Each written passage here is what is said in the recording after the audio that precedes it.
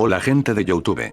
Pues ya se la saben, este video fue tumbado por problemas de derechos de autor. Así que no me quedo de otra que resubirlo, antes que YouTube me ponga un strike. Fuera de eso solo me queda decirles que esta creepypasta no es mía, es una creepypasta que me encontré en internet. Pero mejor comencemos con... Amigos de la fe. La televisión a altas horas de la noche puede resultar, por así decirlo, desolada y sombría. Seguro en más de una ocasión te habrás encontrado con insomnio a las 4 de la mañana y con la mirada perdida en la pantalla para intentar conciliar el sueño. Habrás encontrado películas curiosas que nunca volverás a encontrar u otras que ya te sabes de memoria. Comerciales de productos tan ilógicos que te preguntas si habrá alguien que en verdad los compre, o algún noticiario repitiendo las mismas malas nuevas del día anterior. No importa. Pero por lo general, llega un momento en que te preguntas por qué demonios estás despierto a esa hora y viendo basura. Y es que la televisión moderna, con sus cientos de canales en sistemas de paga, se ha convertido en algo tan monótono que ya hay muy pocas cosas interesantes. Todo está a merced de los patrocinadores, que solo buscan colocar sus productos en comerciales, sin importar lo ridículos o innecesarios que puedan parecer. Con todo tan férreamente manipulado, ya no existe esa magia de la televisión nocturna de mediados de los 90, ese misterio que concluía en películas de horror clásicas y que te quitan el sueño, otras más con contenidos subidos de tono y prohibidos para un chico, y en otras ocasiones, inclusive algo que puede rayar en lo sobrenatural. Pero, ese no es el caso de esto. Verás, si te tomas el tiempo necesario, y cuentas con suerte, para echar una mirada con detenimiento entre la mierda que circula en los canales durante la madrugada, puede que encuentres algo de interés. Y eso me pasó a mí. En mis experiencias durante años de insomnio clínico, he encontrado cosas, digamos, interesantes, en canales de acceso público, de corte religioso e incluso señales extranjeras. De lo que les hablaré hoy, fue algo que llegó de un canal religioso. A simple vista podía parecer inofensivo. Un programa infantil llamado Amigos de la Fe, el cual trataba de interacciones entre niños y títeres que contaban historias de la Biblia y recitaban oraciones. No era malo, y de hecho lo puedo comparar con un Plaza Sésamo al que le hubiesen colado lecciones cristianas. Si han visto cosas como Los Vegetales, Superbook, en su versión clásica, o David y Goliat, ya sabrán de qué iba la cosa. Pero había algo más.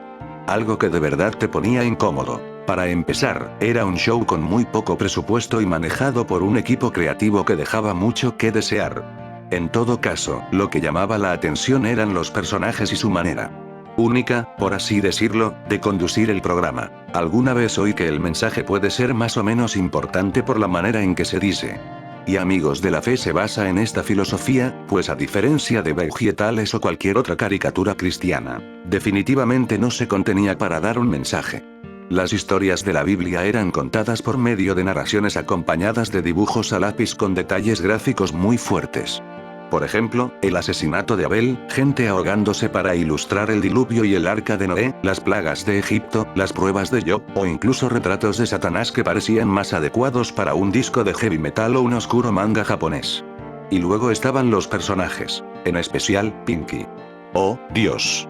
Pinky. Para describirles a Pinky, les diré que imaginen a la rana Kermit, pero con una cabeza mucho más grande, de color rosa, con ojos enormes y pupilas demasiado pequeñas.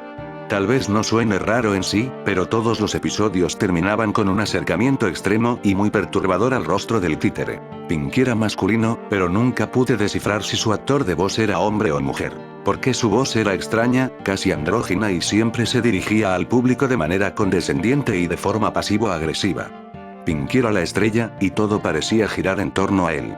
Cuando alguien tenía una duda, era él quien respondía con versos de la Biblia, aunque en ciertas ocasiones se limitaba a responder de forma caprichosa y que rayaba en lo cruel. Conforme avanzó la serie, las respuestas de Pinky se tornaron defensivas, como si el ser cuestionado le produjera una grave ofensa. Si un niño o un títere preguntaba algo de corte personal, Pinky le respondía diciendo cosas como cuidado, no preguntes eso o no eres nadie para cuestionar a Dios. Y también solía repetir esa frase una y otra vez, a manera de silenciar a alguien. Los otros dos títeres eran Bertie y Gerta. Existían otros que aparecían de vez en cuando, pero estos dos eran los únicos aparte de Pinky que aparecían en todos los episodios. Bertie era un hipopótamo azul y Gerta, un pájaro verde y esponjoso. Los dos actuaban como idiotas con el propósito de interactuar con Pinky, actuando de forma curiosa y equivocada para que los pequeños que salían en el show acudieran con dudas a Pinky y este los corrigiera con un sermón errático y extraño que pronto los hacía cambiar de opinión. Amigos de la Fe se convirtió en un placer culpable para mí. Pese a lo mierda que era Pinky, no podía evitar sentirme entretenido por lo políticamente incorrecto de su personaje, y que parecía más bien algo digno de South Park que de un show cristiano para niños. Pinky simplemente decía las cosas tal y como eran, sin importarle si ofendía a alguien. Esto me sorprendió en el capítulo dedicado a la homosexualidad. Sí, hubo un capítulo sobre los gays. Y como ya lo imaginarán, trataron el tema con la misma sutileza de un martillo golpeando un cristal. Sodoma y Gomorra. Imágenes de hombres besándose. Levítico 20:13. Estadísticas sacadas del culo sobre el SIDA. Ya saben. Demonios, incluso Pinky comenzó de conspiranoico diciendo que las violaciones en las cárceles no eran más que un plan de Satán para convertir a los hombres en homosexuales. Lo observé riéndome de manera morbosa, al menos hasta la recta final del programa. Una niñita le habló a Pinky sobre su hermano mayor, el cual recientemente había declarado su homosexualidad al resto de su familia. Pinky estalló en carcajadas y empezó a gritarle a la niña, vociferando que su hermano era un marica pecador que se iría al infierno, lo que sin duda la hizo llorar y me hizo pensar en lo jodido de ello. Esa mañana me fui a dormir preguntándome sobre el objetivo en sí del programa. Siempre fue raro, pero los últimos episodios se tornaron tan negros y maliciosos como si los hubiera escrito el tipo detrás de Padre de Familia. Ofensivos. La noche siguiente era el último episodio, el cual tenía el título de Predestinación. Eso no estaba bien. Ya en otras ocasiones había visto programas de niños que hablaban de temas controversiales como la homosexualidad, el pecado y el crimen. Pero jamás del concepto de la predestinación. Debo admitir que, en retrospectiva, me encontraba curioso al respecto pero con una sensación incómoda en mis entrañas. Lo que fuese que viera esa noche, sin duda sería perturbador. El programa comenzó igual, hasta que Bertie apareció en escena y habló con Gerta y los niños sobre algo que había escuchado por ahí.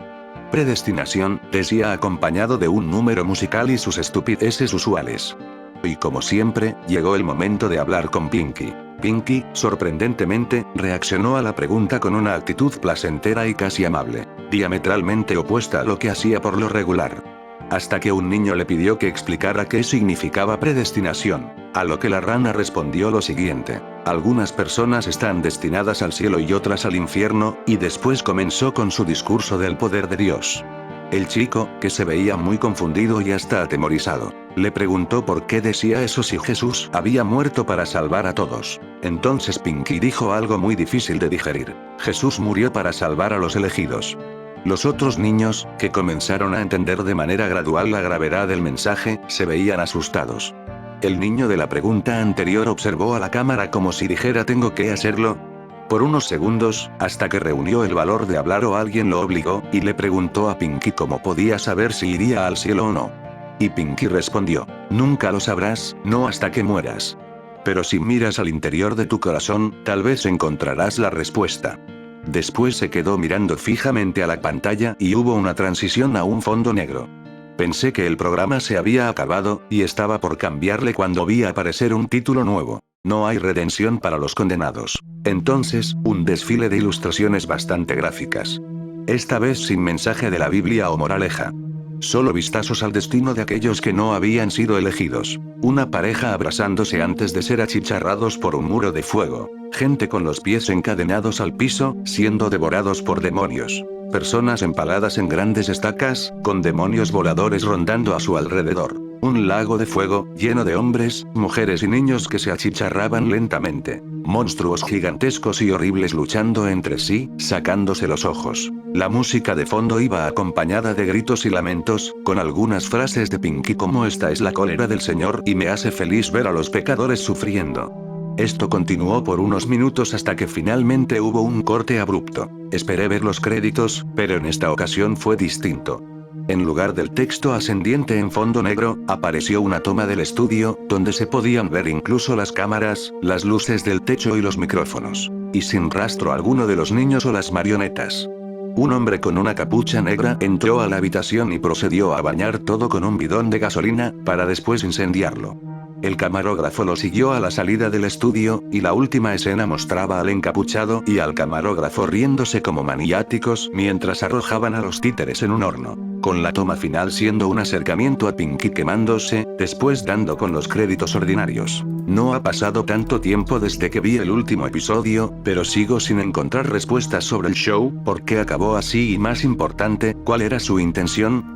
Tengo algunas teorías, como que pudo tratarse de una parodia bastante buena como los Cranny Yankers de MTV, o tal vez el show era la manera de vengarse de un creativo al que le habían cortado los fondos a media temporada. Tal vez solo estaban locos. No lo sé. Lo único que sé, es que hay una posibilidad de que, a esas horas de la madrugada en que no hay más que infomerciales y películas, te puedas encontrar con una repetición de Amigos de la Fe. Oh, y créeme, te vas a sorprender.